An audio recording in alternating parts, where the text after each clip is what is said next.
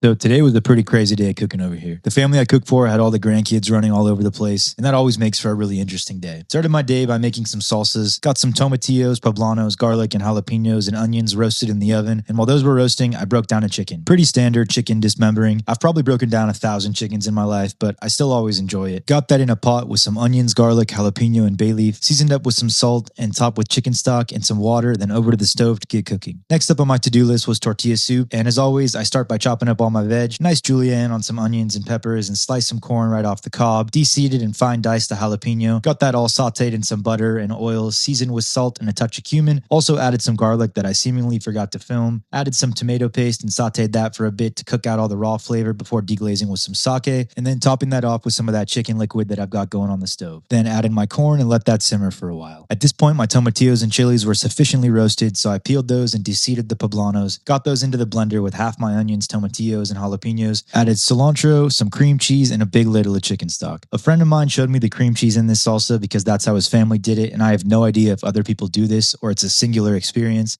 Please let me know in the comments if this is insane or not. I do think it ends up tasting very good though. For my second salsa, I take the rest of my tomatillos and veg, along with some cilantro and a chipotle pepper, and blend that up with an immersion blender because I want it to have more texture. Now back to my tortilla soup. I take some corn tortillas and rip them up, cover them up with the soup to hydrate and soften, then blend them up and add back into my soup. This adds a nice flavor and also thickens up the soup. Then my boss told me they were bringing some caviar, so I had to make some hard-boiled eggs and brunoise some onions to go along with it. They love caviar over here, and so do the grandkids, which is hilarious because they are all under 4 years old. They really be eating big spoonfuls of caviar, and I love that for them. For caviar, you generally separate the egg yolks and the whites and chop them up finely, but the way I was always taught to do it is to pass them through a strainer, and that's still the way I do it. Now all my chicken was ready to be pulled for enchiladas, seasoned up with some salt and pepper, added some cheese and a bit of my salsa, fried off some corn tortillas before rolling them up with my filling. This step helps keep the enchiladas from getting too soggy. Also repeated this step to make some ground beef taquitos, but I did not have time to film all of that. Made some crispy tortilla strips for my soup by slicing some tortillas thin and frying them up, layered up my enchiladas, and at this point was getting kind of hectic because they were feeding all the kids right on the island where I normally keep my phone to film, and I didn't get to film everything. Started to plate up some chips with salsa along with tortilla soup. Then the kids started getting a little wild on the island where I was filming everything, so that's all I was able to film. Kind of a shit show of a day.